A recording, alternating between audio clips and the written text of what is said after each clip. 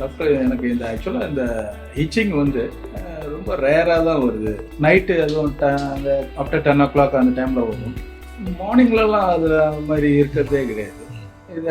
இது எதனால இது மாதிரி அன்டைமில் வருதுன்னு தெரியல. அதாவது அந்த அரிப்புங்கிற உணர்வு வந்து எப்படின்னா நம்ம மூளையிலேருந்து வரக்கூடிய உணர்வு தான். காலையிலேருந்து நைட் வரைக்கும் மற்ற வேலைகளில் ஈடுபடும் போது அதில் மும்முரமாக இருக்கும்போது இந்த அரிப்பு ஒரு பெரிய விஷயமா தெரியாது.